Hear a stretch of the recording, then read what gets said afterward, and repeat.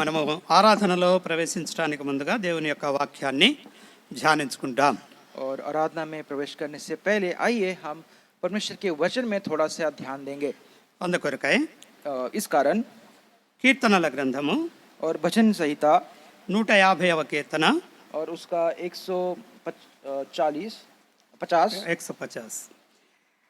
150వ కీర్తన మొదటి నుంచి 6 వచనాల వరకు మార్చి చదువుకుందాం. మొదటి వచనం నేను చదువుతాను, రెండో వచనం మీరు చదవండి. ఆ రీతిగా చివరి వచనం వరకు కూడా మనం చదువుకుంటాం. और भजन संहिता के पहले वचन से 6 वचन तक हम सब पढ़ेंगे. पहला वचन अंकल पढ़ेंगे, दूसरा वचन हमें पढ़ने के लिए कहा गया है. చదువుకుందాం. యెహోవాను స్తుతించుడి, ఆయన పరిశుద్ధాలయమునందు దేవుని స్తుతించుడి. ఆయన బలమును ప్రసిద్ధి చేయు ఆకాశ విశాలమందు ఆయనను స్తుతించుడి. और उसके पराक्रम के कामों के कारण उसकी स्तुति करो, उसकी अत्यंत बढ़ाई के अनुसार उसकी स्तुति करो. భూరధ్వనితో ఆయనను స్తుతించుడి, స్వరమండలముతోను సితారాతోను ఆయనను స్తుతించుడి. डफ बजाते हुए नाचते हुए उसकी स्तुति करो, तार वाले बाजे और बांसुरी बजाते हुए उसकी स्तुति करो. రోగు తాళములతో ఆయనను స్తుతించుడి, గంభీర ధ్వని గల తాళములతో ఆయనను స్తుతించుడి. जितने प्राणी సకల हैं ప్రాణులు सबके యెహోవాను यहोवा की स्तुति స్తుతించుదురుగాక, करे, यहोवा की యెహోవాను स्तुति करे. స్తుతించుడి. ప్రభు యొక్క సహాయం కొరకై చిన్న ప్రార్థన చేసుకొని వాక్యాన్ని మనము ధ్యానించుకుంటాం. और परमेश्वर की सहायता के लिए छोटी सी प्रार्थना करके वचन पे फिर ध्यान देंगे.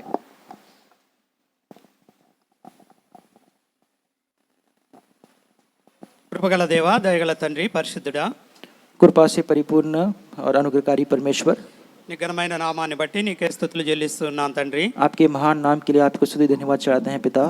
ఇంతవరకు కూడా పాటలు పాడడానికి మీరే సహాయం చేశారు. अब तक गीत गाने के लिए आपने हमारी सहायता किया है పాటల ద్వారా మీరే మహిమ పొందారని నమ్ముతూ ఉన్నాము తండ్రి. और गीतों के द्वारा आपने महिमा पाई है, ये विश्वास करते हैं. ఈ సమయంలో నీ ఆరాధనలో మేము ప్రవేశించనై ఉండగా इस समय आपकी आराधना में हम प्रवेश करते हैं మీరు ఇచ్చినటువంటి యొక్క లేఖన తలంపులను బట్టి మీకే స్తుతులు స్తోత్రములు చెల్లిస్తూ ఉన్నాం. और आपने हमें जो ये विचार दिए गए हैं इसलिए आपको स्तुति धन्यवाद चढ़ाते हैं. నీ లేఖనాలను మేము ధ్యానించేటప్పుడు మీరు మాకు తోడుగా ఉండవలసిందిగా వేడుకుంటున్నాం. और आपके वचन पे जब आप हम ध्यान देते हैं आप हमारे साथ बने रहें, ये विनती करते हैं. నిలబడే నీ దాసుడిని ప్రేమతో జ్ఞాపకం చేసుకోవాల్సిందిగా వేడుకుంటున్నాం తండ్రి. और खड़े हुए दास को आप बड़े प्रेम से स्मरण करें, ये विनती करते हैं पिता. నీ దాసుడు వ్యక్తుడు ఏమాత్రం యోగ్యత లేనటువంటి వాడు తండ్రి. आपके दास व्यर्थ हैं, किसी प्रकार की योग्यता नहीं रखते पिता. నీ వాక్యాన్ని ప్రకటించడానికి శక్తి చాలినటువంటి వాడు కాదు తండ్రి. और आपके वचन को प्रकाशित करने की ये क्षमता हम में नहीं है पिता. ప్రేమతో జ్ఞాపకం చేసుకొని ఈ పరిశుద్ధాత్మ శక్తిని అనుగ్రహించవలసిందిగా వేడుకుంటున్నాం. बड़े प्रेम से स्मरण करते हुए आपकी पवित्र आत्मा की शक्ति को प्रदान करें, ये विनती करते हैं. మా మాటలు మా తలంపులు కాదు గాని हमारे सोच विचार हमारी बातें नहीं, నీ మాటలు నీ తలంపులనే ప్రకటించడానికి సహాయం చేయవలసిందిగా వేడుకుంటున్నాం.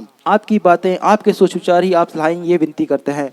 వచ్చిన వారందరిని బట్టి కూడా మరొక మారు నీకే స్తుతులు స్తోత్రములు చెల్లిస్తూ आए हुए सभी जन के लिए आप ही को स्तुति धन्यवाद चढ़ाते हैं. సమస్త ఘనత మహిమ ప్రభావాలు నీకే చెల్లించుకుంటూ सारा महिमा गौरव प्रताप आप ही को देते हुए మా ప్రభువును రక్షకుడైన యేసుక్రీస్తు నామములో ప్రార్థించి వేడుకొంచున్నాము తండ్రి. हमारे प्रभु यीशु मसीह के नाम में ये विनती प्रार्थना करते सुनिए और ग्रहण करे. ఆమేన్.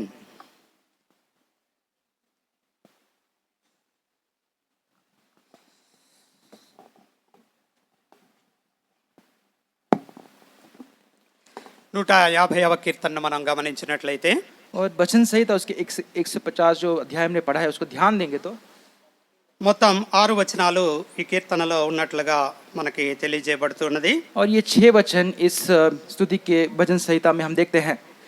6 వచనాల్లో కూడా మనము దీన్ని 5 భాగాలుగా చేసుకొని మనం ధ్యానించుకోవచ్చు. और ये जो 6 वचन में 5 भाग को हम ध्यान देते हुए आराधना कर सकते हैं. 6 వచనాలను కూడా 5 భాగాలుగా చేసుకొని మనము ధ్యానించుకునే వారంగా ఉంటాం. और 6 वचन में 5 भाग को ध्यान देके हम स्तुति का आराधना करेंगे. కీర్తనల గ్రంథాన్ని మనం చూసినప్పుడు और भजन संहिता इस अध्याय को जब आप देखते हैं, మొదటి కీర్తనని మనం గమనించినట్లయితే पहला भजन संहिता यदि उस पर ध्यान दे तो మొదటి కీర్తనలో కూడా 6 వచనాలే ఉంటూ ఉన్నాయి. और भजन संहिता के पहले अध्याय में भी 6 भाग हैं, 6 वचन हैं. చివరి 150వ కీర్తనలో కూడా 6 వచనాలే ఉంటూ ఉన్నాయి. और आखिरी के भजन संहिता 150 अध्याय में भी 6 भाग हैं. మొదటి కీర్తనలో మొత్తం కూడా ధన్యతలు ఉంటూ ఉన్నాయి. और पहले जो भजन संहिता में सबसे जो धन्यवाद की बात है, 150వ కీర్తనలో అన్ని స్తుతులే ఉన్నాయి. और लेकिन 150 की अध्याय में सारे स्तुति के ये भाग है. యెహోవాను స్తుతించండి అని और यहोवा की स्तुति करो ऐसा कहा 13 సార్లు 13 టైమ్స్ और 13वें बार इसे कहा गया है 13 సార్లు వ్రాయబడుతూ ఉన్నది. और 13 बार इसे कहा गया है. ఈ కీర్తనలో 6 వచనాలే ఉన్నప్పటికీ और इस वचन संहिता में 6 वचन होने के बावजूद 13 సార్లు యెహోవాను స్తుతించండి అని వ్రాయబడుతూ ఉన్నది. 13 बार यहोवा की स्तुति करो ये लिखा गया है. స్తుతి యొక్క ప్రాముఖ్యతని ఈ కీర్తన మనకి వివరించేదిగా ఉంది. और यहोवा की स्तुति करने की जो प्रमुखता है और उसके बारे में ये कहा गया है. ఈ కీర్తనని మనము 5 భాగాలుగా చేసుకొని ధ్యానించుకుంటాం. और इसके 5 भाग करके इस पर हम ध्यान देंगे. మొదటిగా ఎవరిని స్తుతించాలి? सबसे पहले किसकी हमें स्तुति आराधना करनी है? స్తుతించాలి అనేది దేవుని యొక్క ఆజ్ఞ. स्तुति करना है ये परमेश्वर का ये आज्ञा है. అయితే ఎవరిని మనము స్తుతించాలి? लेकिन किसकी वो स्तुति उसकी आराधना करना है? మొదటి వచనాన్ని మనము గమనించినట్లయితే पहले वचन पर यदि ध्यान दे तो యెహోవాను స్తుతించుడి అని చెప్పి వ్రాయబడుతూ ఉన్నది. और पहले वचन में ये लिखा गया है कि यहोवा की स्तुति करो. ప్రారంభము యెహోవాను స్తుతించండి అని ఉన్నది. और सबसे शुरुआत जो है वो कहा गया कि यहोवा की स्तुति करो. ఈ కీర్తన యొక్క ముగింపు కూడా యెహోవాను స్తుతించండి అనే ఉన్నది. और इस भजन संहिता का जो अध्याय उसका भी शुरुआत यहोवा की स्तुति करो ही है.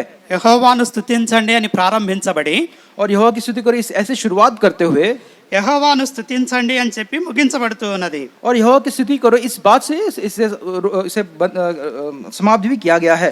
కాబట్టి మనం ఎవరిని స్తుతించాలి అంటే और किसकी स्तुति करना ये कहने से యెహోవాను స్తుతించండి అని చెప్పి మనకు తెలియజేయబడుతూ ఉన్నది. और हमें यही बताया जा रहा है कि यहोवा की स्तुति करो. ఎందుకు యెహోవాను స్తుతించాలి అంటే और किस लिए यहोवा की स्तुति करना ये कहने से ఇర్మియా గ్రంథాన్ని మనం చూసినట్లయితే और इर्मिया के अध्याय को यदि हम देखें ఇర్మియా గ్రంథము 10వ అధ్యాయము इर्मिया की का पुस्तक उसका 10वां अध्याय 10వ వచనంలో మనం గమనించినట్లయితే और 10 के 10 वचन को यदि ध्यान दे तो అక్కడ వ్రాయబడినటువంటి మాటను మనం చూసినట్లయితే और वहां पर लिखी गई बात को यदि हम ध्यान दे तो యెహోవాయే నిజమైన దేవుడు, ఆయనే జీవము గల దేవుడు, సదాకాలం ఆయనే రాజు, ఆయన ఉగ్రతకు భూమి కంపించును, జనులు ఆయన కోపమును సహింపలేవు. और परंतु यहोवा वास्तव में परमेश्वर है, जीवित परमेश्वर और सदा का राजा वही है. उसके प्रकोप से पृथ्वी कांपती है और जाति जाति के लोग उसके क्रोध को सह नहीं सकते. మొదటగా ఎవరిని మనము స్తుతించాలి అని తెలియజేయబడుతూ ఉన్నది అంటే सबसे पहले हमें ये बताया गया है कि किसकी स्तुति करना है. యెహోవాను స్తుతించండి అని చెప్పి మనకు తెలియజేయబడుతూ और ఉన్నది. ये कहा गया हमसे कि यहोवा की स्तुति करो. ఎందుకు యెహోవాను స్తుతించాలి? अब किस लिए उस यहोवा की स्तुति करनी है? ఇక్కడ వ్రాయబడినటువంటి మాట यहाँ पर ये बात लिखी गई है యెహోవాయే నిజమైన దేవుడు. परंतु यहोवा ही वास्तव में परमेश्वर है. నిజమైనటువంటి దేవుడు గనక और वास्तव में परमेश्वर है इस कारण ఆయనను మనము స్తుతించే వారంగా ఉండాలి. और इसलिए उसकी स्तुति करने वाले हमें बनना है. ప్రపంచంలో ఎంతో మంది దేవుళ్ళు దేవతలుగా పిలువబడేవారు ఉన్నప్పటికీ इस संसार में कितने ही देवी देवता बुलवाने वाले हैं होने के बावजूद भी నిజమైనటువంటి దేవుడు ఒక్కడే ఉన్నాడు. वास्तव में परमेश्वर एक ही है ఆయన యెహోవా. और वो यहोवा है. కాబట్టి ఆయన నిజమైనటువంటి దేవుడు గనక क्योंकि वो वास्तव में परमेश्वर होने के कारण ఆయనను మనం స్తుతించే వారంగా ఉండాలి. अब उसकी स्तुति करने वाला हमें बनना है. అంతేకాకుండా ఆయనే జీవము గల దేవుడు. और वो ही जीवन का वो परमेश्वर है. ఆయన జీవము కలిగినటువంటి దేవుడు. और वो जीवित वो परमेश्वर है. ఇతరుల దేవతలు దేవుళ్ళను మనం చూసినట్లయితే और अन्य देवी देवताओं को यदि देखे तो అవి విగ్రహ రూపంలో ఉంటాయి కానీ और एक मूर्ति के रूप में वो होती हैं వాటికి జీవం అనేటువంటిది లేదు. लेकिन जीवन उनमें नहीं है. జీవము కలిగినటువంటి దేవుడు ఒక్కడే. और जीवन जिसमें जीवन है वो ऐसा एक परमेश्वर केवल एक ही है. ఆయనే యెహోవా దేవుడు. और वही यहोवा परमेश्वर है. సదాకాలము ఆయనే రాజు. और सदा का राजा वही है. ఆయన భూమిని పాదపీఠముగా చేసుకొని ఆకాశంలో సింహాసనం మీద కూర్చొని రాజ్యము చేస్తున్నటువంటి వాడు. और जिसने अपने इस पृथ्वी को जो अपने पांव का पायदान बनाकर इस आकाश को सिंहासन उसने बनाया है.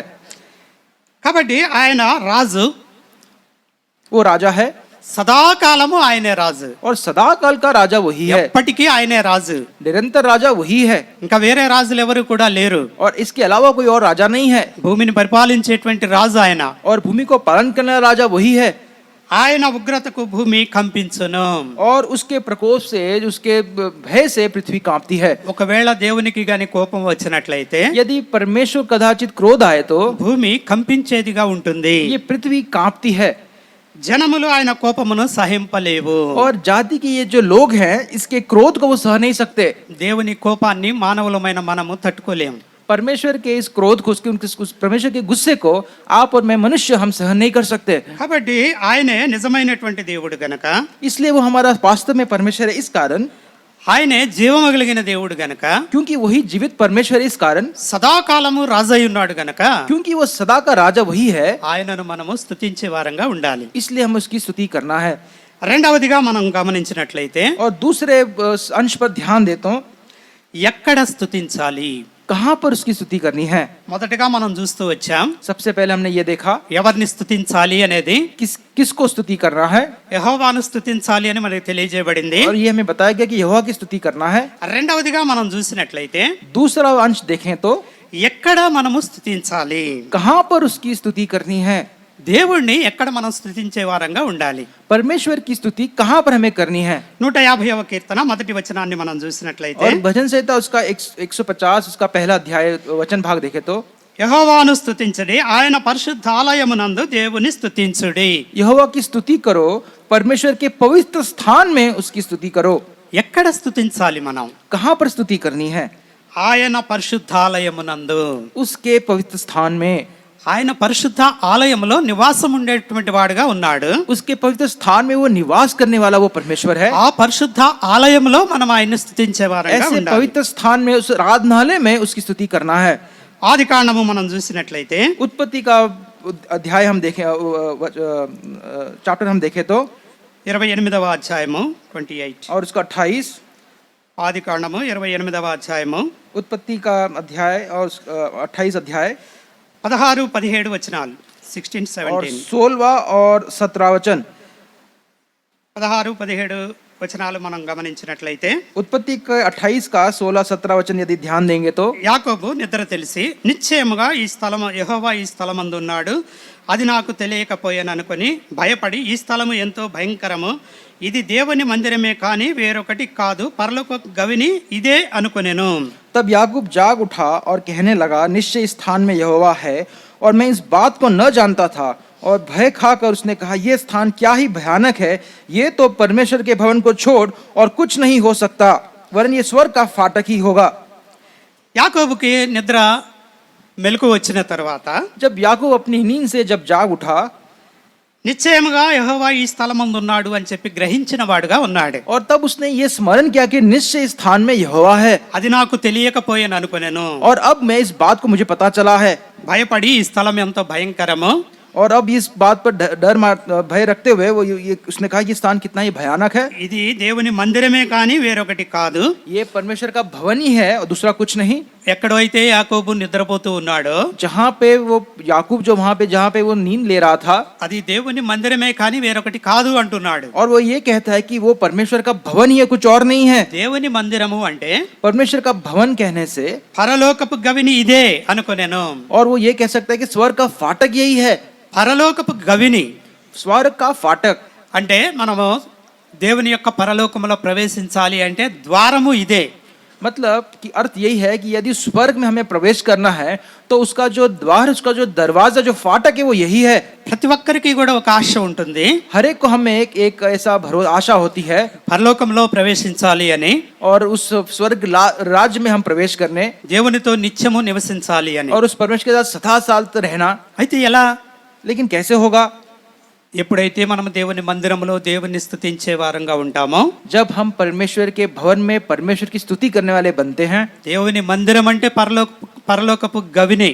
परमेश्वर का भवन कहने से स्वर्ग का फाटक, दरवाजा वही है. కాబట్టి ఆ పరలోకపు గవిని దగ్గర మనము దేవుణ్ణి స్తుతించే వారమైతే, और यदि हम उस स्वर्ग के फाटक के सामने यदि हम जब स्तुति धन्यवाद करते हैं, అప్పుడు మనము దేవుని సన్నిధిలో గడిపే వారంగా ఉంటాం. तब परमेश्वर की उपस्थिति में समय बिताने वाले बन जाते हैं. కీర్తనల గ్రంథంలో ఒక మాట మనం చూసినట్లయితే, भजन संहिता में एक बात को यदि हम देखें तो, 11వ కీర్తన और उसका 11 13वां भजन संहिता, 11वां भजन संहिता,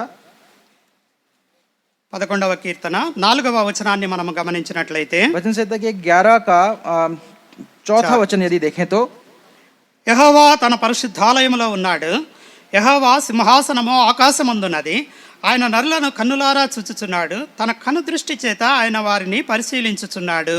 परमेश्वर अपने पवित्र भवन में है, परमेश्वर का सिंहासन स्वर्ग में है और उसकी आंखें मनुष्य की संतान के नित्य देखती रहती है और उसके पल के उन्हीं को जांचती है। దేవుడు ఎక్కడ ఉన్నాడు అని తెలియజేయబడుతూ ఉన్నది అంటే परमेश्वर कहाँ पर है ये हमें बताया जा रहा है। తన పరిశుద్ధాలయములో ఉన్నాడు అని. वो उसके पवित्र भवन में ये कहा गया है ఆయన సింహాసనం ఏమన్నా ఆకాశమందున్నది, और उसका जो सिंहासन वो स्वर्ग में है భూమిని పరిపాలిస్తా ఉన్నాడు. और वो उस भूमि का पालन पोषण कर रहा है నరులను కన్నులారా చూచుచున్నాడు. और अपने आंखों से मनुष्य की संतान को देख रहा है। అంతేకాదు కానీ తన కను దృష్టి చేత ఆయన వారిని పరిశీలించుచున్నాడు. और अपने पलकों से उनको जांच रहा है। కాబట్టి దేవుడు ఉన్నటువంటి స్థలం ఏంటంటే ఆయన పరిశుద్ధ ఆలయము. और परमेश्वर कहाँ पे रहता है उसका अर्थ यही है कि परमेश्वर के भवन में। కాబట్టి ఆయన పరిశుద్ధ ఆలయంలో మనము ఆయన్ని స్తుతించే వారంగా ఉండాలి. और उसके पवित्र इस भवन में ही उसकी स्तुति करने वाले हमें बनना है। 84వ కీర్తన మనం చూసినట్లయితే और 84 और 84 यदि भजन संहिता हमने देखा तो 84వ కీర్తన 84 भजन संहिता 84 రెండవ వచనాన్ని మనం గమనించినట్లయితే दूसरा वचन यदि ध्यान दे तो యెహోవా మందిరావరణములను చూడవలెనని నా ప్రాణము ఎంతో ఆశపడుచున్నది, అది సొమ్మచిల్లుచున్నది. జీవము గల దేవుని దర్శించుటకు నా హృదయమును నా శరీరమును ఆనందంతో కేకలు వేయుచున్నవి. मेरे प्राण यहोवा के आंगनों की अभिलाषा करते करते मूर्छित हो चला, मेरा तन मन दोनों जीवित परमेश्वर को पुकारे है। ఈ కీర్తనని కొరహ కుమారులు రాశారు. और ये कोरह के जो पुत्र ने ये सब लिखा है। వారి యొక్క ఆశను మనం ఇక్కడ గమనించినట్లయితే और उनकी यदि इस आशा को यदि हम ध्यान दे तो యెహోవా మందిరావరణములను చూడవలెనని, और यहोवा के इस आंगनों को देखने के लिए మందిరం యొక్క ఆవరణాన్ని చూడాలి అని చెప్పి और इस पवित्र भवन को और पवित्र भवन के आंगनों को देखने के నా लिए ప్రాణము ఎంతో ఆశపడుచున్నది, और मेरे प्राण कितनी ही वो इच्छा आशा रखती है అది సొమ్మసిల్లుచున్నది. और ये मूर्छित हो चला है। ఎందుకంటే और क्यों कहने से జీవము గల దేవుని దర్శించుటకు, क्योंकि जीवित परमेश्वर का दर्शन लेने के लिए, ఆయనే జీవము కలిగినటువంటి దేవుడు. क्योंकि वही जीवित परमेश्वर है ఆయన మందిరంలో ఉన్నాడు. और उस पवित्र मंदिर में वो है। ఆయన్ని దర్శించాలని నా హృదయము నా శరీరము ఆనందముతో కేకలు వేయుచున్నవి. और उसी को देखने के लिए मेरा तन मन बड़े आनंद से वो आशा रखता है। 4వ వచనాన్ని కూడా మనం గమనించినట్లయితే और 5वें वचन पे ध्यान दे तो 4वें वचन पे ध्यान दे तो నీ మందిరమునందు నివసించు వారు ధన్యులు, వారు నిత్యము నిన్ను స్తుతించుదురు. क्या ही धन्य है वे जो तेरे भवन में रहते हैं, वे तेरी स्तुति निरंतर करते रहेंगे। ఎవరైతే దేవుని యొక్క మందిరములో ఉండేవారుగా ఉంటారో और जो इस पवित्र भवन में रहने वाले होते हैं, వారు ధన్యులు అని చెప్పి వ్రాయబడుతూ ఉన్నది. और उनसे ये कहा गया है कि वो धन्य है। ఎందుకనంటే क्यों कहने से వారు నిత్యము నిన్ను స్తుతించేవారుగా ఉంటారు అని. क्योंकि वो सदा उसकी स्तुति करते रहते हैं। కాబట్టి మనం దేవుని మందిరంలో ఉన్నప్పుడు इसलिए हम जब परमेश्वर के भवन में होते हैं, దేవుణ్ణి మనం స్తుతించేటువంటి వారంగా ఉండాలి. और परमेश्वर की स्तुति करने वाले हमें बनना है। 10వ వచనంలో కూడా మనం గమనించినట్లయితే 10वें वचन पर यदि ध्यान दे तो నీ ఆవరణములో ఒక దినము గడుపుట 1000 దినముల కంటే శ్రేష్టము, భక్తిహీనుల గుడారములో నివసించుట కంటే నా దేవుని మందిర ద్వారమున వద్ద నుండుట నాకు ఇష్టము. क्योंकि तेरे आंगनों में एक दिन और कहीं के 1000 दिन से उत्तम है, दुष्टों के डेरों में वास करने से अपने परमेश्वर के भवन की डेवड़ी पर खड़े रहना ही मुझे अधिक भावता है। దేవుని యొక్క ఆవరణములో ఒక దినము గడుపుట 1000 దినముల కంటే శ్రేష్టం అంటున్నాడు. और ये कहा गया है कि परमेश्वर के आंगनों में एक दिन बिताना कहीं और 1000 दिनों बिताने से ज्यादा श्रेष्ठ है। భక్తిహీనుల గుడారములో నివసించటం కంటే और भक्तिहीन के निवास स्थान पे वहां पे निवास करने से నా अच्छा దేవుని है। మందిర ద్వారము వద్ద ఉండటం నాకు ఇష్టమని అంటున్నాడు. और कहता है कि मैं इस भवन की डेवड़ी इस दरवाजे के सामने यदि मैं खड़ा तो मेरे लिए ज्यादा अधिक आनंद है। మందిరంలోనికి రాలేకపోయినా और यदि इस भवन में ना भी आ पाए, మందిర ద్వారం వద్ద ఉండటం కూడా నాకు ఇష్టమే అంటున్నాడు. और ये कहता है कि इस भवन के दरवाजे में इसके जो डेवड़ी के सामने भी मेरे लिए वो आना मुझे पसंद है। ఈ రకంగా కొరహ కుమారులు ఒక ఆశను కలిగి ఉన్నారు. इस प्रकार ये करो की जो वंशी है, जो पुत्र है, ऐसी अभिलाषा ऐसी आशा उन्होंने रखी है। దావీదు కూడా ఒక ఆశను కలిగి ఉన్నాడు. दाऊद ने भी एक ऐसी आशा रखी है। 27వ కీర్తనను మనం చూసినట్లయితే और 27 भजन संहिता यदि देखें तो 27వ కీర్తన 4వ వచనాన్ని మనం చూసినట్లయితే और उसका 4 यदि देखें तो నాలుగవ వచనంలో రాయబడిన మాట, और यहाँ पर इस बात ये लिखा गया है चौथे वचन में, యెహోవా యొద్ద ఒక్క వరము అడిగితిని, దాన్ని నేను వెతుకుచున్నాను. యెహోవా ప్రసన్నతను చూచుటకును ఆయన ఆలయంలో ధ్యానించుటకును నా జీవితకాలం అంతయు నేను యెహోవా మందిరములో నివసింపగోరుచున్నాను. एक वर मैंने यहोवा से मांगा है, उसी के यत्न में लगा रहूंगा कि मैं जीवन भर यहोवा के भवन में रहने पाऊं, जिससे यहोवा की मनोहरता पर दृष्टि लगाए रहूं और उसके मंदिर में ध्यान किया करूं। దావీదు యొక్క ఆశ ఏమిటంటే, और दाऊद का आशा क्या है? తన జీవితకాలం అంతా కూడా उसके सारे जीवन भर యెహోవా మందిరములో నివసించాలని और उस కోరుకుంటున్నాడు. यहोवा के भवन में मैं रह पाऊं, ये इच्छा रखता है। అదే దేవుని యొద్ద ఒక్క వరము నేను అడుగుతున్నాను అంటున్నాడు. और उसी को कहता है कि एक वर की नहीं परमेश्वर से मैं मांगता हूँ। ఈ దినాల్లో దేవుడు ప్రత్యక్షమై నీకేం కావాలో కోరుకో అని అడిగితే, और यदि आज परमेश्वर आपके सामने प्रकट होकर आपसे पूछे कि तेरी क्या इच्छा है कहने से, రకరకాల కోరికలను మనం కోరుకునే వాళ్ళంగా ఉంటాం. और भिन्न भिन्न प्रकार की इच्छाओं को उसके सामने रख देंगे। వెండి బంగారాలు కోరుకునే వాళ్ళు ఉన్నారు. और धन जो सोना चांदी मांगने वाले, ऐसी आशा रखने वाले हैं। ఎంతో ధనాన్ని కోరుకునే వాళ్ళు ఉంటారు. और बहुत धन संपत्ति इच्छा रखने वाले भी हैं। మంచి గృహాన్ని కోరుకునే వాళ్ళు ఉంటారు. अच्छे घरों को पाने वाले भी हैं। మంచి వాహనాన్ని కోరుకునే వాళ్ళు और ఉంటారు. अच्छे वाहन को भी रखने वाले हैं। ఆ మంచి ఉద్యోగాన్ని కోరుకునే వాళ్ళు ఉంటారు. और अच्छा कामकाज लेने वाले भी इच्छा रखते हैं। రకరకాల కోరికలు మనకు ఉంటా ఉంటాయి. और भिन्न भिन्न प्रकार की ऐसी इच्छाएं होती हैं। అయితే దావీదుకున్నటువంటి కోరిక వేరు. लेकिन दाऊद की क्या इच्छा अलग है। తన జీవిత కాలం అంతా కూడా దేవుని మందిరంలో నివసించాలని और కోరుకుంటున్నాడు. कहता है कि मैं जीवन भर इस परमेश्वर के भवन में मैं अपना समय बिताऊं, वो इच्छा रखता है। దేవుని యొక్క ప్రసన్నతను చూడటానికి, और यहोवा की उस मनोहरता को देखने के लिए ఆయన ఆలయంలో ధ్యానించడానికి और उसके मंदिर में ध्यान करने के लिए ఇష్టపడేవాడుగా ఉంటూ और ఉన్నాడు. ऐसी इच्छा वो रखता है। కాబట్టి అటువంటి ఆశను మనం కూడా కలిగి ఉండాలి. और ऐसी आशा हमें भी रखनी है। కాబట్టి ఎక్కడ మనము దేవుణ్ణి స్తుతించాలి అని తెలియజేయబడుతున్నది అంటే, और कहाँ पर परमेश्वर की स्तुति करना है ये हमें बताया गया है कहने से, ఆయన పరిశుద్ధ ఆలయంలో. उसके पवित्र स्थान में। ఇంకా మనం చూసినట్లయితే 150వ కీర్తన और यदि और आगे देखें 100 भजन संहिता 150, మొదటి వచనంలోనే మనం గమనించినట్లయితే, तो पहले वचन पे जब हमने ध्यान दिया, యెహోవాను స్తుతించుడి, ఆయన పరిశుద్ధాలయమందు దేవుని స్తుతించుడి, యెహో- ఆయన బలమును ప్రసిద్ధి చేయు ఆకాశ విశాలమందు ఆయనను స్తుతించుడి. यहोवा की स्तुति करो, परमेश्वर के पवित्र स्थान में उसकी स्तुति करो, उसकी सामर्थ से भरे हुए आकाश मंडल में उसी की स्तुति करो। ఎక్కడ దేవుణ్ణి స్తుతించాలి అంటే, कहाँ पर परमेश्वर की स्तुति करना कहने ఆయన से, పరిశుద్ధ ఆలయంలో స్తుతించాలి అని చెప్పి తెలియజేయబడింది. और ये बताया गया है कि परमेश्वर के पवित्र स्थान में उसकी स्तुति करो। మరొకటి, फिर एक बार ఆయన బలమును ప్రసిద్ధి చేయు ఆకాశ విశాలమందు ఆయనను స్తుతించాలి అని తెలియజేయబడుతుంది. अब ये भी बताया गया है कि उसके सामर्थ से भरे हुए आकाश मंडल में उसकी स्तुति करो। ఆకాశ విశాలమందు. और इस आकाश मंडल के इस विस्तार में, ఎందుకు ఆకాశ విశాలమందు ఆయన స్తుతించాలి అంటే, और ये आकाश मंडल जो विस्तार है, विशाल है, इसमें क्यों उसकी स्तुति करना है? ఆయన తన సింహాసనాన్ని ఆకాశంలో కలిగి ఉన్నాడు. क्योंकि उसने इस आकाश में अपने सिंहासन को विराज किया है। కాబట్టి ఆయనను మనము స్తుతించే వారంగా ఉండాలి. इसलिए उसकी स्तुति करने वाले हमें बनना है। కీర్తనల గ్రంథము 68వ కీర్తన మనం చూసినట్లయితే, और 68 और भजन संहिता उसका 68 यदि देखें तो 68వ కీర్తన 34వ వచనం 34 और उसका 34 वचन, भजन संहिता 67 उसका 34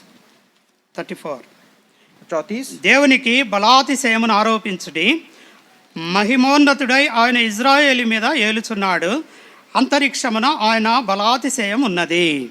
और परमेश्वर की सामर्थ की स्तुति करो, और उसका प्रताप इज़राइल पर छाया हुआ है, और उसकी सामर्थ आकाश मंडल में है।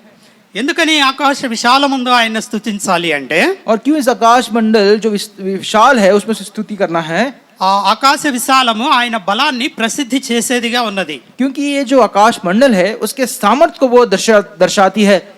దేవునికి బలాతిశయమును ఆరోపించుడి అని చెప్పి ఇక్కడ తెలియజేయబడింది. और परमेश्वर की स्तुति, सामर्थ की स्तुति करो यहाँ पर लिखा गया है। మహిమోన్నతుడై ఆయన ఇజ్రాయేలు మీద ఏలుచున్నాడు. क्योंकि उसका प्रताप जो इज़राइल पर छाया हुआ है, మహిమగల రాజుగా ఇజ్రాయేలును ఏలేటువంటి వాడుగా ఉన్నాడు. और महिमा में राजा बनकर इज़राइल पर उसने अपना प्रताप छाया हुआ है। అంతరిక్షమున ఆయన బలాతిశయం ఉన్నది. और उसके सारा जो आकाश मंडल उसके सामर्थ्य को दर्शाता है। అంతరిక్షాన్ని మనము గమనించినప్పుడు, और इस आकाश मंडल पर ध्यान दे तो, నక్షత్రాలు గ్రహాలు మొదలైనటువంటి వాటిని మనం और గమనించినప్పుడు, ये सारे जो चांद तारे हैं, जो प्लैनेट जो हैं उस पर धीरे ध्यान दे तो, ఆయన బలాన్ని అక్కడ మనము కనుగొనే వారంగా ఉంటాం. और उसके सामर्थ्य को हम जान पाते हैं। కాబట్టి ఆయన బలాతిశయాన్ని ప్రచురం చేసే వారంగా మనం ఉండాలి. और उसके सामर्थ्य को प्रकट करना, प्रकाशित करने वाले हमें बनना है. అందుకని ఆకాశ విశాలమందు ఆయన స్తుతించే వారంగా ఉండాలి. और इसलिए इस आकाश मंडल में उसके सामर्थ्य की स्तुति करने वाले हमें बनना है.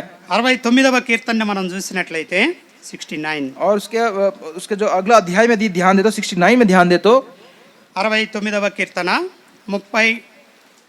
34వ వచనాన్ని మనం గమనించినట్లయితే और उसका 34वां ध्यान दे तो భూమి ఆకాశములు ఆయనను స్తుతించునుగాక, సముద్రములను వాటి యందు సంచరించు సమస్తమును ఆయనను స్తుతించునుగాక.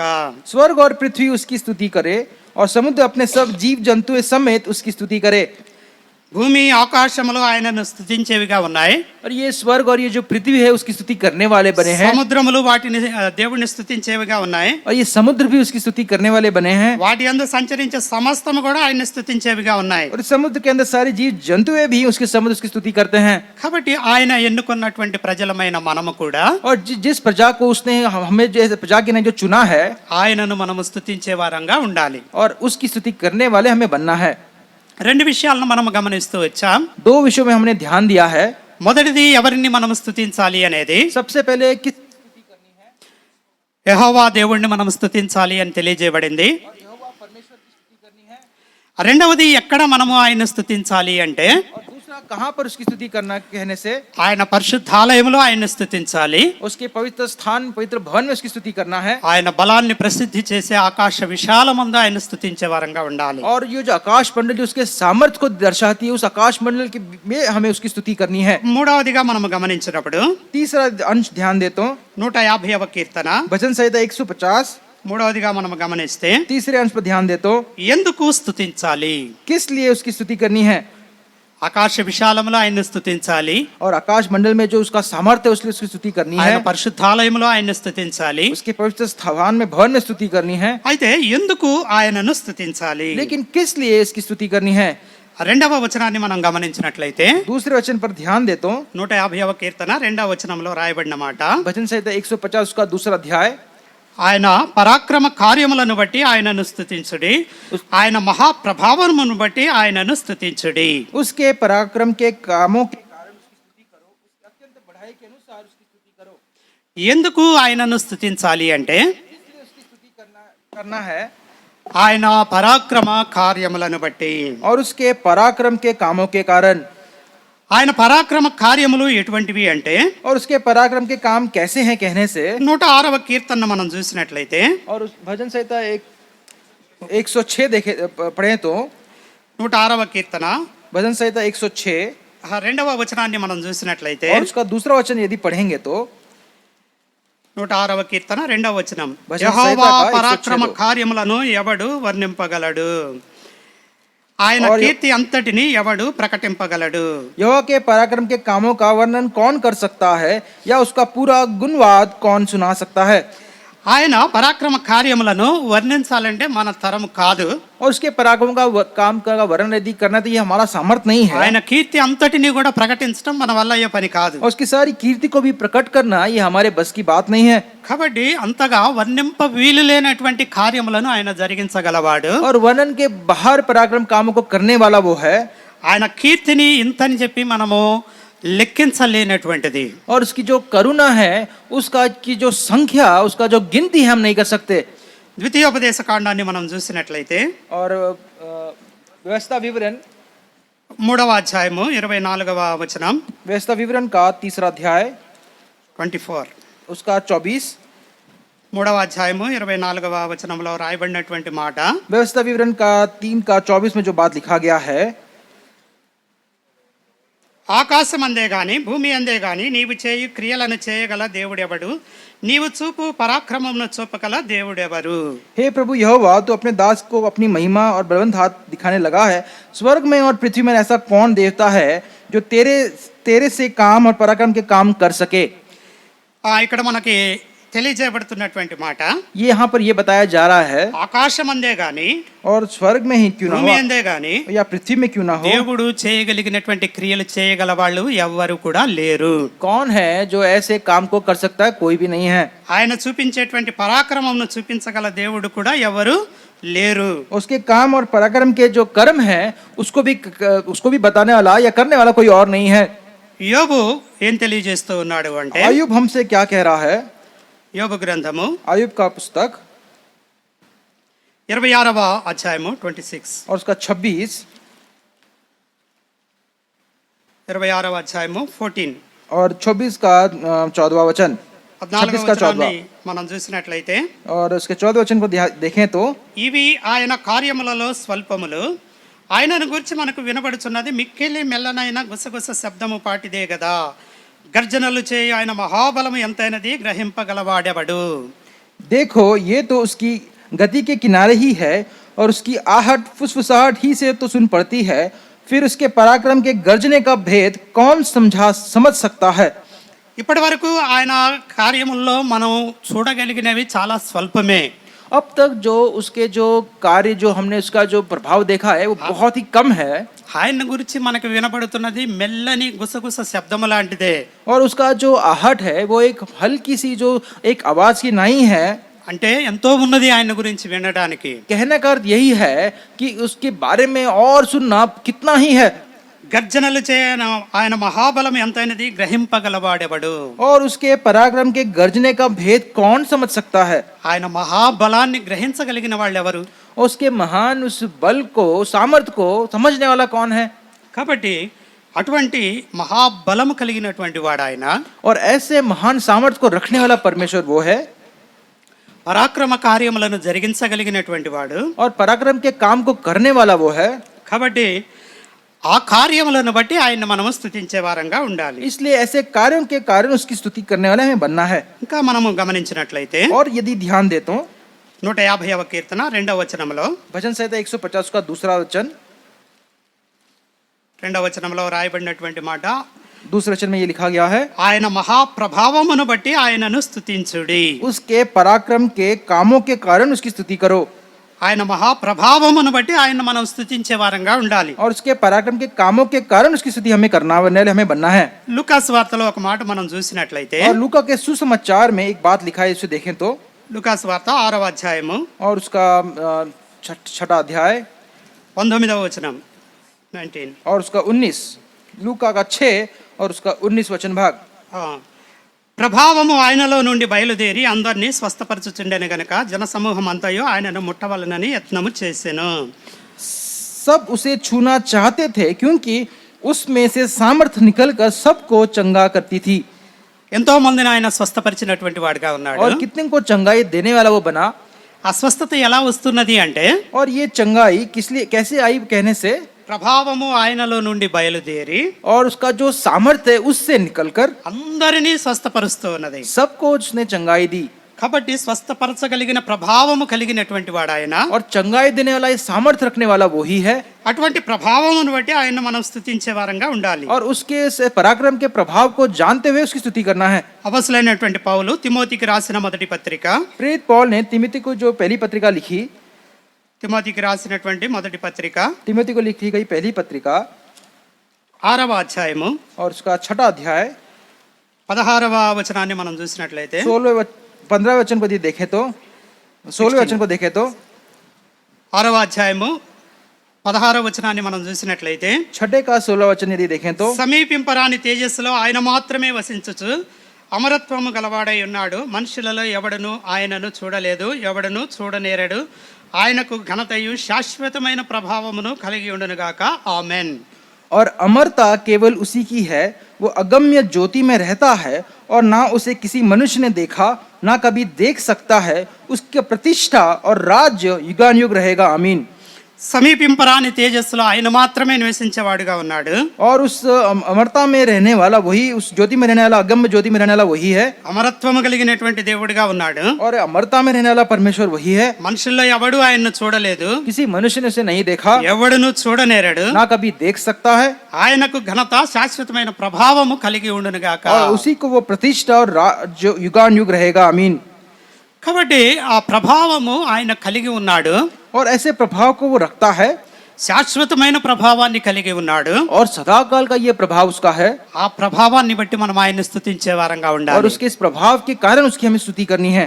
మార్కు సువార్త మనం చూసినట్లయితే मार्कुस का सुसमाचार यदि देखें, మార్కు సువార్త 5వ అధ్యాయము मार्कुस उसका 5, 5వ అధ్యాయము मार्कुस का 5 30వ వచనం 30 और उसका 30वां वचन, 30వ వచనాన్ని మనం చూసినట్లయితే 5 का 30 यदि पढ़ेंगे तो వెంటనే యేసు తనలో నుండి ప్రభావము బయలు వెళ్ళలని తనలో తాను గ్రహించి జనసమూహం వైపు తిరిగి నా వస్త్రములు ముట్టినదెవరని అడుగగా यीशु ने तुरंत अपने में जान लिया कि मुझ में से सामर्थ निकली है और भीड़ में पीछे फिर कर पूछा, मेरा वस्त्र किसने छुआ? ఈ సందర్భం మనకు తెలిసినటువంటిదే. और ये जो संदर्भ है, ये जो भाग हमें पता है, రక్తస్రావము కలిగినటువంటి రోగి और जो लहू के उस जो पीड़ा से जो स्त्री जो थी, యేసు క్రీస్తు ప్రభువారి యొక్క వస్త్రపు చెంగును ముట్టినా కూడా నేను బాగుపడతాను అనుకున్నది. और उसने ऐसा विश्वास किया कि यदि इस प्रभु यीशु मसीह के वस्त्र को भी मैं छू लूं तो मैं चंगाई पा लूंगी. ఆయన దగ్గరికి వచ్చి ఆయన వస్త్రాన్ని ముట్టినటువంటిదిగా ఉన్నది. और उसके पास आके उसके वस्त्र को छूने वाली वो बनी. ఏం జరిగింది అంటే और वहां पर क्या घटना घटी है? యేసు క్రీస్తులో నుండి ప్రభావం బయలుదేరి వెళ్ళి ఆమెను స్వస్థపరిచింది. और प्रभु यीशु मसीह से वो सामर्थ निकल कर उसे चंगाई मिली है. ఆ రీతిగా స్వస్థపరచగలిగిన ప్రభావాన్ని ఆయన కలిగి ఉన్నాడు. और इस रीति से चंगाई देने वाला प्रभाव उसके अंदर है. ఆ ప్రభావాన్ని బట్టి ఆయన్ని మనము స్తుతించే వారంగా ఉండాలి. और ऐसा सामर्थ और प्रभाव जो है इसलिए उसकी स्तुति करनी है. మూడు విషయాలు ఇప్పటి వరకు మనం చూస్తూ వచ్చాం. 3 अंश को हमने अब तक देखा है.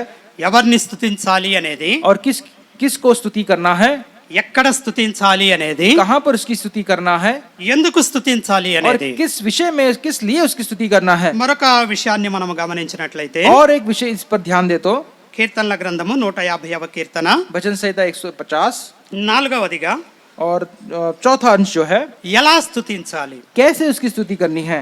దేవుణ్ణి మనము స్తుతించాలి, परमेश्वर की ही स्तुति करनी है, పరిశుద్ధాలయంలో స్తుతించాలి, पवित्र स्थान भवन में स्तुति करनी है, ఆయన పరాక్రమ కార్యములను బట్టి స్తుతించాలి. उसके पराक्रम के कामों के लिए उसकी स्तुति करनी है. అయితే ఎలా స్తుతించాలి? लेकिन कैसे स्तुति करनी है.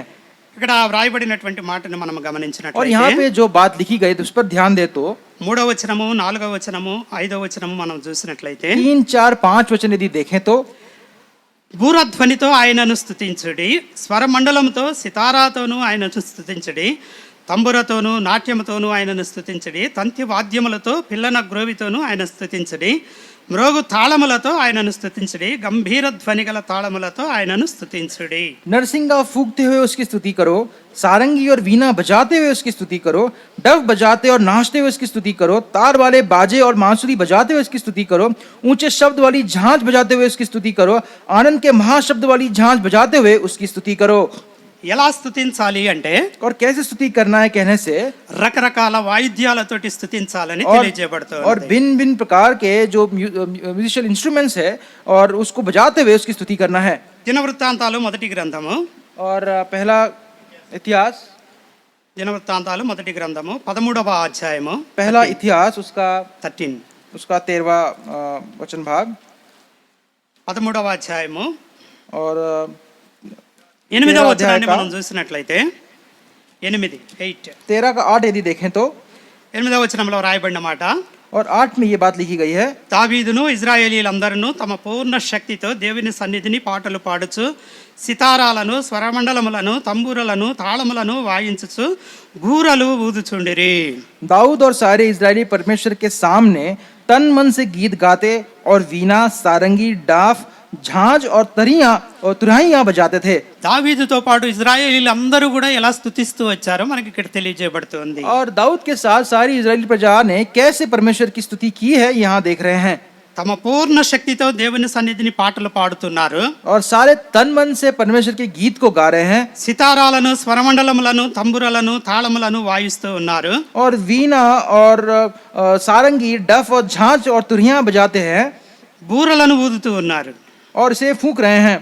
ఈ రీతిగా వాళ్ళు దేవుణ్ణి స్తుతించేవారుగా ఉన్నారు. इस प्रकार परमेश्वर की वो स्तुति कर रहे हैं.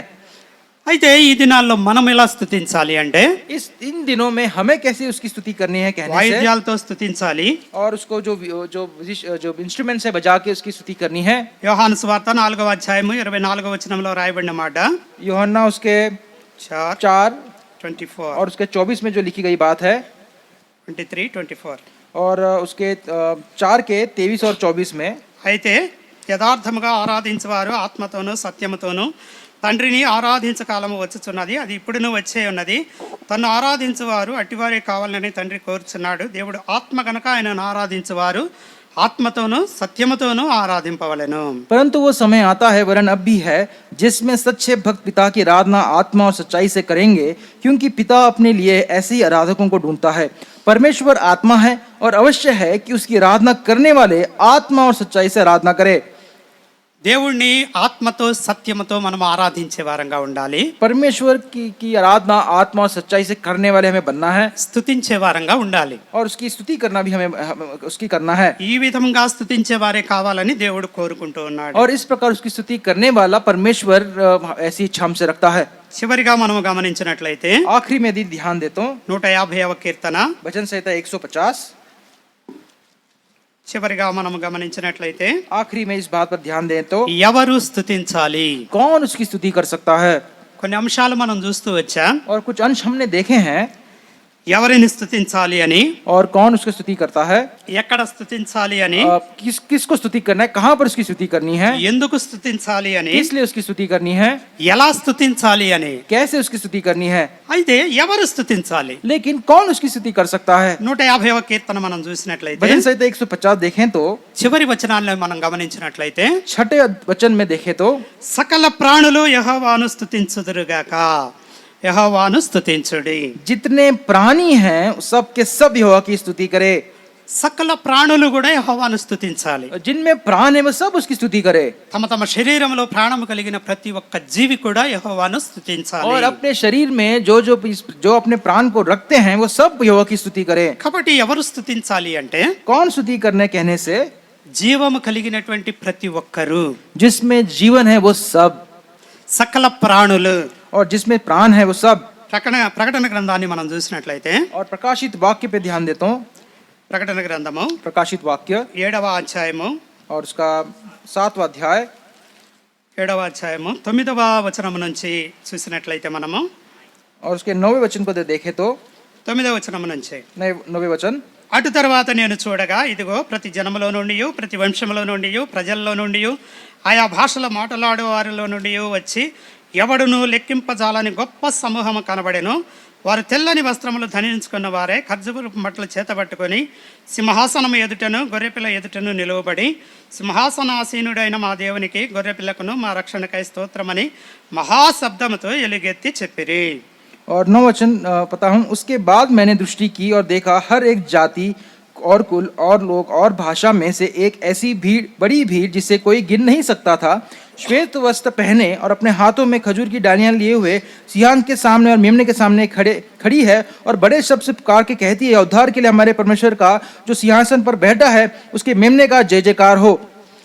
ఇక్కడ మనం గమనించినట్లయితే यहाँ पे ध्यान दे तो యోహానికి దర్శనములో దేవుడు చూపిస్తూ ఉన్నాడు. और యోహాन को दर्शन यहाँ पे दिया है। ఎవరెవరు దేవుడిని స్తుతించాలి అనేది, कौन परमेश्वर की स्तुति कर सकता है कहने से, అక్కడ యోహాను చెబుతున్నటువంటి మాట ఏంటంటే, और యోహాन यहाँ पर ये बात कह रहा है, అటు తర్వాత నేను చూడగా ఇదిగో ప్రతి జనములో నుండి इसके बाद मैंने दृष्टि की और देखो हर एक जाति, ప్రతి జనములో నుండి ఉన్నారు, और हर जाति में से, ప్రతి వంశములో నుండి ఉన్నారు, हर एक कुल में से, ప్రజల్లో నుండి ఉన్నారు, और लोगों में से, ఆయా భాషలు మాట్లాడే వారిలో నుంచి और ఉన్నారు, जो भाषा बोलने वालों में से, ఎవ్వడు లెక్కింపజాలని గొప్ప సమూహం అక్కడ ఉంటూ और ఉన్నది. ऐसी भीड़ जिसकी गिनती नहीं कर सकती ऐसी संख्या वहां पर थी। తెల్లని వస్త్రములు ధరించుకున్న వారై श्वेत वस्त्र पहने हुए గొర్రెపిల్ల ఎదుట నిలవబడి, और उस मेमने के सामने वो वहां पे बैठे हुए, దేవునికి గొర్రెపిల్లకు మా రక్షణకై స్తోత్రములని వాళ్ళు స్తుతిస్తూ ఉన్నట్లుగా మనకు और తెలియజేయబడుతుంది. यहाँ पे ये बताया गया कि बड़े शब्द से पुकार के कहते हैं कि उद्धार के लिए हमारे परमेश्वर का जो सिंहासन पर बैठा है और मेमने का जय जयकार हो। కాబట్టి ప్రతి ఒక్కరు కూడా దేవుణ్ణి స్తుతించే వారంగా ఉండాలి. इसलिए हर एक परमेश्वर की स्तुति करने वाले बनना है, సకల ప్రాణులు యెహోవాను స్తుతించాలని और తెలియజేయబడుతున్నది. जिनमें प्राण है वो सब स्तुति करना है, ये बताया गया है। ఇదే ప్రకటన గ్రంథము 19వ అధ్యాయము यही प्रकाशित वाक्य उसका 9 अध्याय 19 अध्याय మొదటి 2 వచనాలు మనం చూసినట్లయితే, उसके पहले 2 वचन देखें तो, అటు తర్వాత బహుజనుల శబ్దము వంటి గొప్ప స్వరము పరలోకమందు ఇలాగ చెప్పగా వింటిని, ప్రభువును స్తుతించుడి, రక్షణ మహిమ ప్రభావములు మన దేవునికే చెల్లును. इसके बाद मैंने स्वर्ग में मानो बड़ी भीड़ को ऊंचे शब्द से ये कहते सुना, हालेलुया, उद्धार और महिमा और सामर्थ हमारे परमेश्वर ही का है।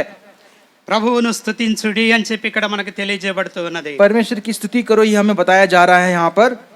ఆ జనుల శబ్దము వంటి గొప్ప స్వరము పరలోకమందు ఇలాగ చెప్పగా వింటిని. और उस स्वर में मानो बड़ी भीड़ के ऊंचे शब्द से ये कहते सुना। కాబట్టి ప్రభువును స్తుతించాలి మనము. और परमेश्वर की स्तुति हमें करना है రక్షణ మహిమ ప్రభావములు మన దేవునికే చెల్లించే వారంగా ఉండాలి. और उद्धार महिमा और सामर्थ परमेश्वर को देने वाले हमें बनना है। ఈ రీతిగా ఈ యొక్క కీర్తనలో और इस प्रकार इस ये भजन संहिता 150వ కీర్తనలో भजन संहिता 150 6 వచనాలు ఉంటూ ఉన్నాయి. और 6 वचन इसमें हैं। 5 అంశాలుగా మనం దాన్ని ధ్యానించుకున్నాం. 5 अंश पर हमने अभी ध्यान दिया है। మొదటగా ఎవరిని స్తుతించాలి అనేది, और किसकी स्तुति करनी है। దేవుణ్ణి మనము స్తుతించే వారంగా ఉండాలి అని. परमेश्वर की स्तुति करना ये बताया गया, ఎందుకంటే ఆయన నిజమైన దేవుడని, क्योंकि वो वास्तव में परमेश्वर है జీవము కలిగినటువంటి దేవుడు అని, और जीवित परमेश्वर है, సదాకాలము రాజు అయి ఉన్నాడు గనక सदा काल का वो राजा है। ఎక్కడ స్తుతించాలి? कहाँ पर उसकी स्तुति करनी है। ఆయన పరిశుద్ధ ఆలయములో మనం స్తుతించే వారంగా ఉండాలి. और उसके पवित्र स्थान उस भवन में उसकी स्तुति करना है। ఆకాశ విశాలముందు ఆయన స్తుతించే వారంగా और ఉండాలి. इस आकाश मंडल के में जो सामर्थ्य रखता है उसकी स्तुति करनी है।